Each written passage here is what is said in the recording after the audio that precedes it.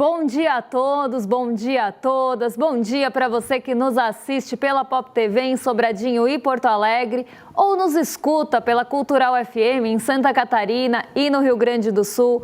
Sejam todos muito bem-vindos e bem-vindas a mais um ICL Mercado Investimentos. Hoje, terça-feira, dia de analisar a nossa atividade econômica e o que já está segurando a atividade econômica. Então, a gente vai fazer uma amarração aqui que não é do amor, claro, mas a gente vai fazer uma amarração de assuntos entre o IBCBR, o monitor do PIB. Vamos falar também do Focus, porque no final está todo mundo bem ligadinho e a gente vai passar por todos esses pontos, inclusive mostrando para vocês que a desaceleração econômica já está vindo, ela já estava sendo pressentida também em alguns momentos pelos sentimentos, os índices de confiança e também ali o PMI, o índice dos gerentes de compras. A taxa de juros ela já estava se mostrando uma vilã para a aceleração econômica, ou melhor, para a desaceleração econômica, mas agora isso começa a aparecer também nos indicadores de atividade com um pouco mais de preocupação. Então a gente vai passar por todos esses pontos e depois amarrar com o Focus, que é a projeção de dados macroeconômicos para frente. E aí a gente vai ver como é que estão essas contradições, inclusive no Focus. Mas antes de tudo isso, vamos dar uma passada pela nossa agenda, que hoje está curtinha, uma agenda bem enxuta. Então a gente vai passar rapidinho por ela só para ver o que tem de importante ainda para sair e o que já saiu também. Às 5 horas da manhã saiu o IPC-FIP da segunda quadricemana de agosto, então uma edição semanal do Índice de Preços ao Consumidor da FIP. 9h30 da manhã nos Estados Unidos teve construções de moradias iniciadas de julho, então aqui um dado mais voltado para o mercado, o setor imobiliário dos Estados Unidos. E às 15h10 à tarde, depois do almoço já, a vice-presidente de supervisão do Fed, a Michelle Bauman, vai discursar em um evento hoje lá nos Estados Unidos, em um evento pré-Jackson Hole. O Jackson Hole é um evento, um simpósio do Fed, do Banco Central dos Estados Unidos, que acontece todos os anos e que acaba trazendo uma série de reuniões, discursos, eventos e falas que acabam repercutindo bastante. Então, o Jackson Hole já começa a aparecer aqui na nossa agenda como um evento o evento grande aqui, mas ele já começa a mostrar as caras e normalmente ele traz uma grande ansiedade, uma grande expectativa pelo que vai ser falado nesse simpósio do Banco Central. Às 10h15 na China, o Banco Central de lá vai definir os juros das taxas de 1 e 5 anos de agosto. Então aqui também fica no radar se vai ter alguma mudança nas taxas de juros da China. A gente sabe que o setor imobiliário chinês voltou a mostrar alguma dificuldade, então isso também deve ganhar uma relevância um pouco maior para ver se vai ter mudança ou não, mas isso a gente só vai conhecer às 10h15 da noite e vai acabar batendo aqui no nosso ocidente só no dia seguinte. E a gente ainda tem divulgação do balanço da Home Depot antes da abertura do mercado aqui, por isso que é a AM, antes da abertura do mercado, então já saiu o balanço da Home Depot lá nos Estados Unidos. Agora vamos dar um giro só pelo fechamento de ontem para entender o que aconteceu. Nossa bolsa acabou tendo uma alta, quebrou aquela sequência de 3 quedas consecutivas, deu um respiro, mas ainda com bastante cautela, até porque hoje de manhã a nossa bolsa já está caindo de novo. Então é importante a gente entender o que conduziu a esse movimento, o que fez a bolsa subir dessa forma e por que isso não se sustentou. E por que também ela foi na contramão do mercado internacional, que ficou ali andando de lado ontem, ficou tipo um siri, não saiu muito do lugar. Acabou tendo aquele movimento de estabilidade que a gente viu acontecer aqui na sexta-feira. Então vamos entender o que aconteceu e o que tem aí por trás do movimento da nossa bolsa. Ontem, a nossa bolsa subiu 0,72% em um dia que o dólar também subiu. Então a gente teve alta de bolsa e dólar, que não é o movimento mais comum, não é o mais esperado. Normalmente se espera que quando a bolsa sobe, o dólar caia. Então esse é o movimento mais típico de bolsa, mas não foi o que a gente viu ontem. Por quê? E olha que ontem ainda poderia ter esse movimento acontecendo de queda do dólar, porque foi um dia que a gente teve impulso de ações ligadas ao setor de commodities. A Petrobras, por exemplo, teve um papel importante, contribuiu bastante para essa alta de 0,72%. A Petrobras acabou respondendo a uma alta do preço do petróleo e contribuiu, até pelo seu peso no índice Bovespa, para essa alta de 0,72%. E por que o dólar subiu no mesmo dia?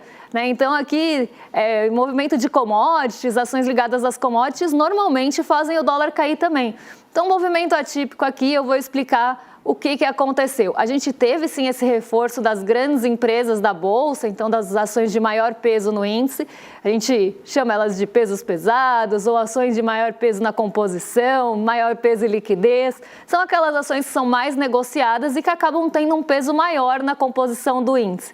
Quais são elas? Petrobras, a Vale, ações do setor financeiro de uma forma geral, elas acabam tendo um peso maior nessa composição e elas tiveram um desempenho bom ontem. Tanto o setor financeiro, num geral, as ações do setor financeiro subiram de 1% a 2%, então contribuíram bastante com essa elevação da nossa bolsa. E também teve Vale e Petrobras ali, principalmente a Petrobras, no caso, contribuindo com altas que a gente não via há algum tempo. Então a gente teve uma recuperação desse setor, dessas grandes empresas que acabaram ajudando nesse impulso para o Ibovespa. Só que ontem também foi um dia de altas mais generalizadas. As altas não ficaram concentradas só nesses setores mais relevantes ou nas ações que têm o maior peso. 80% das ações do índice foram para o terreno positivo. Então foi realmente um dia de maior otimismo na nossa bolsa depois de 3 quedas consecutivas. Isso porque se esperava que ia ter alguma definição em relação à Ucrânia e à Rússia e à Ucrânia ali, de forma geral, na reunião que teve ontem entre Donald Trump, o Zelensky e líderes europeus. Então se esperava que alguma coisa ia ser resolvida nessa reunião. Isso acabou tomando uma parte do mercado com certo otimismo e também ansiedade. Então estava todo mundo esperando o que ia acontecer.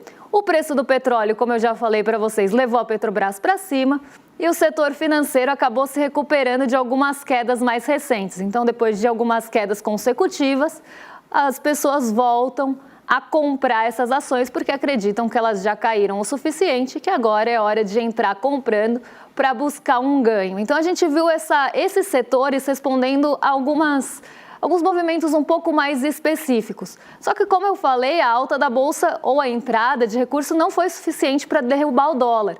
Isso porque lá nos Estados Unidos começou a ter uma dúvida em relação ao corte ou não das taxas de juros. Então está todo mundo de olho ali nas taxas de juros dos Estados Unidos, tentando decifrar ou tentando adivinhar se vai ter queda ou se vai ter alta ou se vai ter manutenção. Alta está descartada. Ou é manutenção ou é queda em setembro. E aí está todo mundo tentando entender para onde vão os juros nos Estados Unidos. E esse movimento de incerteza, porque alguns indicadores acabam apontando para uma possível queda, mas outros mostram ainda uma resiliência, como o mercado financeiro gosta de falar, de indicadores econômicos que acabam apontando para a manutenção da taxa de juros. Então, essa incerteza está pairando por lá. E ontem, os títulos de dívida dos Estados Unidos voltaram a dar uma subidinha, voltaram a subir. E isso faz com que o recurso também vá buscar algum ganho, vá buscar algum refúgio nesses títulos de dívida, que são títulos públicos dos Estados Unidos.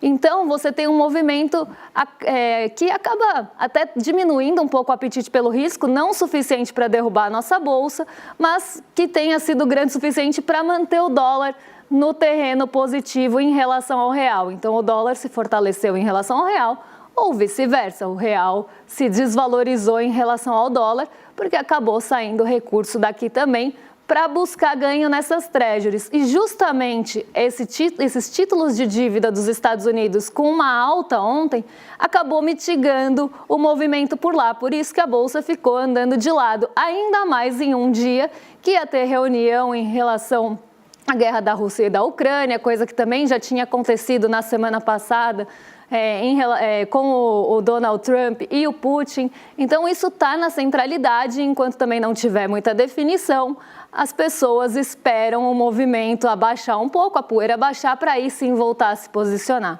Então, nesse momento, as pessoas estão tentando buscar mais a certeza lá nos Estados Unidos do que o mercado de risco. Por isso que as bolsas ficaram quase de lado, né? Quem subiu, subiu muito pouquinho, e quem caiu também caiu muito pouco. As bolsas não foram numa única direção, mas ficaram todas ali muito perto do 0 a 0, por causa dessa indefinição. Então, fica todo mundo meio que esperando a definição para aí sim se posicionar. E junto a isso, a gente tem todas as incertezas que a gente vem comentando por todos esses dias também. Todos, né? Então, todas essas incertezas que vêm permeando o dia a dia aí do mercado e do setor produtivo também, que é justamente se as tarifas vão continuar, se vai ter alguma mudança, se os acordos vão ser cumpridos, se vão ter mais sanções em relação a outros países, porque isso gera um clima geral de incerteza.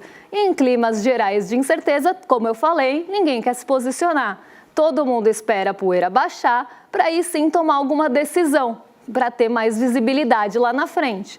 Então, hoje, o que a gente tem é esse movimento de incerteza, uma recuperação aqui no Brasil das empresas de maior peso que acabaram puxando o índice para cima, mas, num geral, um dia mais otimista, também sem muitas novidades. A gente ainda teve um outro assunto que eu não quero entrar agora, porque daqui a pouquinho a gente já vai para ele, que é o IBCBR, que veio em queda, e aí começou também a se ter uma discussão, inclusive no mercado financeiro, pasmem vocês, de que a taxa de juros pode cair aqui no Brasil, porque a economia já está mostrando sinais de desaceleração nos índices de atividade econômica, que são aí os próximos assuntos aqui do programa. Então, isso também foi um condutor. Na ausência ali de muitas notícias internacionais, de bastante indefinição no cenário lá fora, a gente ainda teve o IBCBR, que é o nosso próximo assunto, caindo aqui no Brasil. Se o IBCBR começou a cair e já está mostrando pouco fôlego para frente, a indústria mostrou pouco fôlego,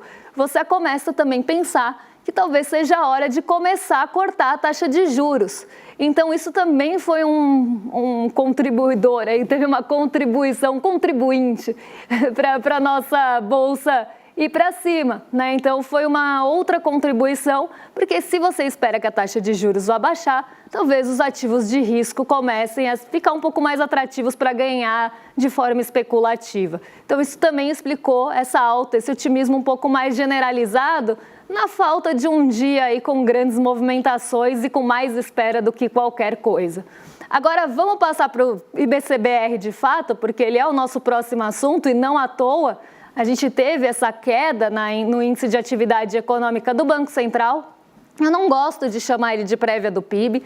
Tem gente que chama de prévia do PIB, mas eu prefiro termômetro do PIB, porque ele tem uma metodologia diferente do PIB, então ele não é bem uma prévia. Ele acaba trazendo ali alguns indícios, mas ele não tem exatamente a mesma forma de calcular. Então, a gente não pode falar que ele prevê o PIB, mas sim que ele é um termômetro, que ele mostra pelo menos a direção, que ele traz realmente a temperatura da nossa atividade econômica. E nesse mês de junho, que é o que a gente está olhando, depois de divulgadas todas as pesquisas mensais, você tem a divulgação do IBCBR, que é o Índice de Atividade Econômica calculado pelo Banco Central. Ele pega todas essas pesquisas com ali seus pesos e sua metodologia e faz ali quase que esse termômetro do PIB mensalmente, já que o PIB é divulgado só trimestralmente. Então, é uma forma da gente ter ali uma indicação para onde está indo a atividade econômica do país e não ficar no escuro até sair o PIB depois de 3 meses. Então, é realmente esse termômetro, essa indicação se está indo para cima, se está indo para baixo, se está indo bem, se não está. E ele mostra de forma geral e mostra por setores também, até para ver quem que está contribuindo e quem não está contribuindo com a atividade econômica no mês. E veio uma surpresa, né, em relação ao IBCBR, não para mim, mas para o mercado financeiro. Veio surpresa no IBCBR, porque o mercado financeiro estava esperando alta desse índice de atividade econômica aqui do Brasil. Só que ele não veio em alta, ele veio em queda de 0,10%. Não foi uma queda tão acentuada, mas já mostra uma desaceleração da nossa atividade econômica, não pelo primeiro mês, mas pelo segundo mês aí. Então, a gente começa a ver uma atividade econômica encolhendo aqui no Brasil, muito por conta dos juros. E eu vou entrar mais, inclusive, nesse assunto quando a gente falar do monitor do PIB, porque aí fica até mais tangível, fica até mais palpável para a gente entender onde é que os juros estão atuando, embora no monitor, no IBCBR também dê para ver, já dá para ver. Então, vamos entender o que aconteceu com o IBCBR. O mercado estava esperando alta e o piso das projeções era 0,10. Então, a pessoa que esperava o pior resultado do IBCBR esperava a queda de 0,10. E veio justamente nesse piso. Veio bem abaixo da média e na pior projeção. Então, isso mostra que o mercado não leu ali de uma forma talvez correta as pesquisas mensais. Nenhuma pesquisa mensal veio com grande fôlego. A pesquisa mensal do comércio teve queda e ficou andando de lado. A indústria não está patinando há alguns meses. E os serviços sozinhos não tiveram toda essa expressividade para levantar tanto assim a nossa atividade econômica. Mas mesmo assim, o mercado estava esperando um resultado melhor do que a gente realmente teve. E justamente essa surpresa que veio do IBCBR, esse movimento inesperado pelo mercado financeiro que começou a fazer com que ele comece a pensar em possíveis quedas de juros, porque o mercado estava esperando que a atividade ia resistir à taxa de juros alta. E a gente está vendo que isso não está acontecendo, não só no monitor do PIB, no IBCBR, mas também nas pesquisas de confiança. A confiança está bem abalada, a confiança das expectativas para o futuro já está mostrando ali mais pessimismo do que qualquer coisa, mais desconfiança do que qualquer coisa. E mais que isso, as pessoas elas estão ali preocupadas com demanda, a indústria já não vê uma demanda tão forte, o comércio não vê ali também uma demanda crescente. Então, o que as pessoas estão esperando? O que os setores estão esperando? Inclusive, as pessoas no sentimento do consumidor. Uma desconfiança com a renda, uma atividade econômica prejudicada, menos crédito. E isso tudo vai enforcando a atividade econômica, vai enforcando os setores urbanos da economia. Então, não há quem resista a uma taxa de juros de 15%. E aí eu pergunto, e agora, Copom? Porque o Copom, na última reunião, o Comitê de Política Monetária aqui do Brasil, sinalizou que a taxa de juros vai ficar alta por mais tempo. Vai ter manutenção de juros altos por mais tempo. E ainda sinalizaram mais, que se precisasse mexer, seria para cima e não para baixo. Só que a gente já está vendo, não só nos índices de confiança, não só nos índices de sentimento, que não está aquela coisa muito positiva, especialmente em relação à demanda. E a demanda está sendo esmagada e enforcada pela taxa de juros. Então, será que a nossa inflação é mesmo de demanda? Ou será que tem vários fatores de oferta também pressionando essa inflação e você pode jogar a Selic onde você quiser que você vai continuar tendo inflação? Pode ser que você tenha uma diminuição na média, porque a gente está ponderando aqui. Então, se você tem ali uma inflação de serviços que é enxugada, que é tolhida ali pela taxa de juros, você pode continuar tendo uma inflação alta de alimentos que, na média, quando você ponderar, claro, com os pesos corretos, você vai ter uma inflação mais baixa. Só que a inflação de alimentos, por exemplo, que não é o caso, que agora ela começou a arrefecer um pouco, mas é só para vocês entenderem uma inflação que não tem sensibilidade a juros e uma que tem, tá? Então, a que tem vai diminuir, ela vai ficar ali encolhidinha e a que não tem vai continuar alta. Na média, você tem uma inflação contida. Só que os preços ali dos alimentos, o preço da energia elétrica, o preço de energia em geral que não responde à taxa de juros, vai continuar pressionando o bolso. Só que na média fica uma imagem melhor. E aí é o que eu pergunto. E agora, que a gente teve uma sinalização de manutenção de juros com possibilidade de alta, num momento que a nossa atividade econômica já mostra perda de ritmo.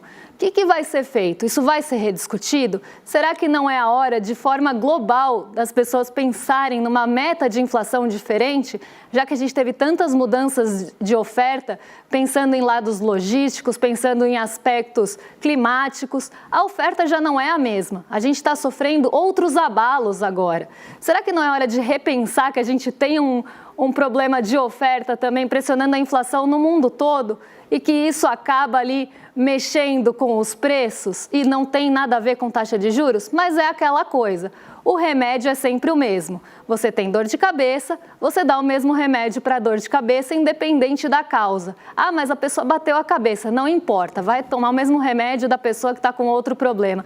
E mais, aí quando você entra nesse estrangulamento da economia urbana, você ainda entra em outro ponto, porque se você cortar a cabeça, acabou cabeça. Se acabou cabeça, acabou dor de cabeça. Então é isso que é feito quando você sobe a taxa de juros para combater uma inflação que não necessariamente responde a isso. Você corta a cabeça, porque aí já não tem mais dor de cabeça, mas aí também você fica sem cabeça.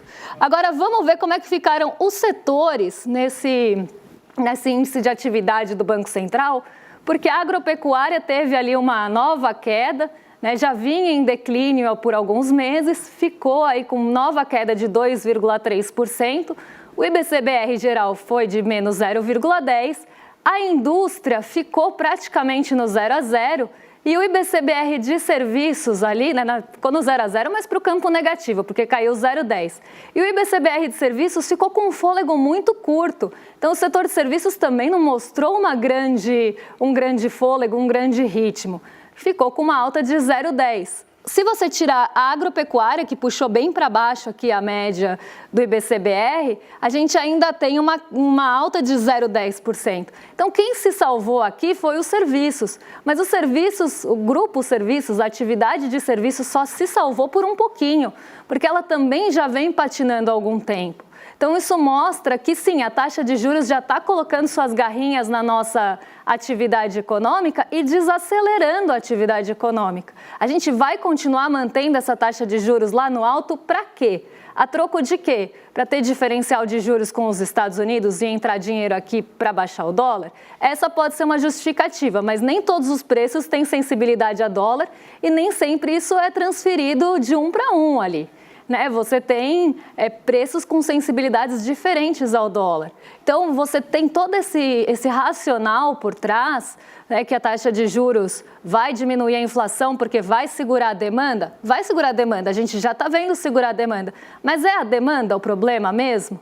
É isso que a gente precisa refletir e criticar. Mas é muito fácil você deixar a taxa de juros a 15% depois de uma anuência, uma bênção do mercado financeiro de que esse patamar já está suficientemente restritivo. Você agrada o mercado financeiro que tem poder político e econômico para fazer um escarcéu caso não goste do patamar e você acaba baixando a inflação na marra, mas quase que forçando ali em pontos que não eram os problemáticos. Sendo que a gente tem, por exemplo, o maior vilão é a energia elétrica, foi responsável por mais de metade da inflação dos últimos meses. Será que a energia elétrica vai chover nas represas, vai chover ali nos reservatórios para que desliguem as termoelétricas se você subir a Selic? Não, não vai. E o monitor do PIB, ele acaba mostrando também para a gente essa desaceleração, especialmente de alguns pontos que são sensíveis a juros. Então, a gente separou aqui pelo menos 3 componentes do monitor do PIB, que, na verdade, o monitor do PIB ele sai junto com o IBCBR ou no dia seguinte. Tem métricas diferentes e por isso que a gente gosta de contrapor. Podem ver que lá no IBCBR a atividade caiu 0,10. Segundo a FGV, cresceu 0,5%. Só que cresceu 0,5% no segundo TRI, com desaceleração também. Então, os juros altos já estão mostrando a desaceleração no segundo trimestre aqui, segundo a FGV, por conta justamente desse estrangulamento mesmo da atividade econômica no geral. Sem o fôlego da agropecuária, isso vai ficar um pouco mais evidente, porque no primeiro trimestre a agropecuária teve um papel importante, ela deu um fôlego. Então, por mais que você estivesse enforcando o resto, na média também ficava mais alto. Só que quando você tira isso da conta ou quando ela mostra sinais de fraqueza, você vê que os outros setores sozinhos não estão conseguindo segurar a atividade econômica. E isso porque a gente tem crédito mais restritivo, ninguém consegue pegar dinheiro emprestado, as empresas não vão ficar colocando seu dinheiro na produção se não vem demanda para frente, se podem ganhar 15% sentado num título público. Então, você começa a cercar a economia e promover essa desaceleração. Agora, vamos ver o monitor do PIB pelos componentes, porque isso fica bem evidente quando a gente olha o consumo das famílias, que vem aí em declínio, né? Aqui vocês não estão vendo os números, mas eu vou pegar para vocês, porque a gente tem aqui, né, o consumo das famílias, lá em novembro, ele sai de 4,7. Então, a gente tinha um consumo de 4,7 em novembro do ano passado. Ele vai declinando pouco a pouco, 3,7, 2,7, 2,6. Em abril chega a 1,6. Em maio chegou a 1,4% e agora 1,5%. Então a gente está vendo um declínio do consumo das famílias. E esse declínio do consumo das famílias já tinha sido previsto e mostrado, inclusive, no sentimento do consumidor, que não vê um bom momento para bens duráveis, que não sente tanta confiança na sua renda, que também tem ali, de certa forma, né, e enfrentou isso principalmente no começo do ano, uma diminuição do poder aquisitivo, se a gente for pensar em orçamento, porque a inflação de alimentos pesa muito em diversas rendas menores, diversos estratos de renda, isso penaliza, porque se você gasta muito do seu dinheiro com comida, com itens básicos, como a gente também vê nas pesquisas do Diese de cesta básica, o que sobra para você consumir fora disso? Para você consumir serviços, para você ter um lazer, para você consumir algum bem, comprar uma geladeira, o que sobra, né? Então, você vê que teve essa diminuição do consumo das famílias, parte pela inflação de alimentos, que penalizou muito durante o ano todo, e parte por falta de confiança na renda também, de você conseguir entender que você vai ter renda, confiança no emprego para comprar um item que você vai parcelar em 12, 24 vezes. E com um crédito mais caro também, um crédito mais inacessível para as pessoas, elas também vão consumir menos. Quem compra televisão, geladeira, bens duráveis aqui no Brasil à vista?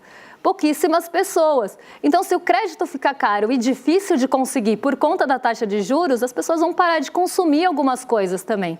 E assim a gente vai tendo esse estreitamento da atividade econômica. Olha o caso da formação bruta de capital fixo, que acaba sendo, né, uma forma da gente entender bens que compram outros bens, bens que fazem outros bens, que estão mais ligados a investimento mesmo, do lado produtivo da economia. Ele também teve um declínio bem grande aí no gráfico. Se vocês olharem, ele sai lá no fim do ano passado de 10, pode pôr o gráfico aí de novo para o pessoal de casa acompanhar, porque aqui a escala fica esquisita porque a taxa de investimento é maior, então quando a gente coloca em perspectiva, parece que não caiu tanto. Mas olha a formação bruta de capital fixo. Ela sai ali de 10,5%, cai para 9,8%, 9,4%, 9,2%, 9,9%, 9,1%. E aí, parece que eu estou cantando bingo, né? Daqui a pouco alguém na audiência aqui no chat grita bingo. Aí 6,6%, 4,8% e 4,3%. A gente sai de um patamar de 10 para 4 de formação bruta de capital fixo. Então, a participação da formação bruta de capital fixo também na economia, ela está diminuindo. Isso são menos empresas, menos indústrias produzindo ou investindo do lado produtivo de forma real ali na economia. E isso também vem pela taxa de juros. Quem que vai querer aumentar a produção? Quem que vai querer colocar dinheiro em risco? Quem que vai querer ter um novo projeto se você não tem visibilidade para frente? Se você tem uma taxa de juros que restringe o crédito para a empresa? Se você olha para frente e acha que não vai ter demanda porque as famílias estão consumindo menos? Você vai querer formar estoque e ficar com isso parado? Não vai. Então, você começa a olhar para frente e ter uma incerteza em relação ao futuro. E isso faz com que você não invista no presente, porque a expectativa nesse caso é muito importante. Você tem que ter uma boa expectativa para frente para tomar decisão hoje. Se você não tem, você bota o pé no freio e prefere deixar o dinheiro parado a 15% sem risco. Então, você vai colocar o dinheiro em risco, vai contratar mais gente, vai abrir uma nova planta, sabendo que isso pode dar errado se você também ainda tem a possibilidade de ganhar 15% num título? Não vai. Então, a gente começa a ver essas engrenagens parando, o consumo das famílias diminuindo de ritmo, a formação bruta de capital fixo também diminuindo de ritmo, e tudo isso acaba sendo oriundo dessa taxa de juros alta que já está mostrando realmente para o que veio e já começa a cumprir o seu papel. Às vezes não é tão imediato que a gente vê esse papel sendo cumprido e não deveria ser. Normalmente é médio e longo prazo, mas isso já começa sim a aparecer na nossa atividade econômica e é muito preocupante. E aí eu repito minha pergunta. E agora, Copom? vai ter alguma mudança ou vocês vão continuar fazendo aí as vontades e esperando bênçãos do mercado financeiro, que na primeira oportunidade também vai voltar a criticar? Assim que você fizer alguma coisa que vai desagradar, vai começar a criticar. Então, vale a pena querer agradar tanto e acenar tanto para isso, para desacelerar a economia e começar a ter, reflexos do lado real? Eu acho que fica aí a reflexão e vocês em casa podem responder, porque agora a gente vai dar um recadinho para vocês, que é como as democracias morrem, A nossa super aula no dia 28 de agosto, quinta-feira, às 8 horas da noite, uma aula com o Daniel Ziblatt, que vai trazer aí, autor de best-seller, e vai trazer uma aula justamente para discutir esse assunto, um assunto que eu acho que tem tudo a ver com o momento atual, vem em excelente momento. Então, para você não ficar de fora, garantir o seu ingresso, garantir a presença na aula, receber o link para participar da aula, a gente só pede uma coisa, já que ela é gratuita: iclmercado.com.br, para vocês poderem receber esse link ou clicar aqui. Olha, hoje está certinho aqui, hein? Clicar no QR Code, na verdade, apontar a câmera enquanto vocês estão nessa transição, antes de assistir o rolê, já clica aqui e garante o seu ingresso para não ficar de fora, porque vai ser uma aula magnífica e magna. Então, vocês estão mais do que convidados e não vão ficar, com certeza não vão ficar fora dessa, não vão perder essa. Agora sim, eu mando para os nossos vizinhos de cima, para o Rolê ICL, porque o William Deluca e Guga Noblat já estão prontos para receber vocês. E eu volto amanhã para falar o que mexe com o nosso bolso, com a nossa bolsa e com as nossas vidas. Um beijão e até lá, pessoal! Em 2024, milhares de pessoas de todo o Brasil se reuniram para um encontro memorável.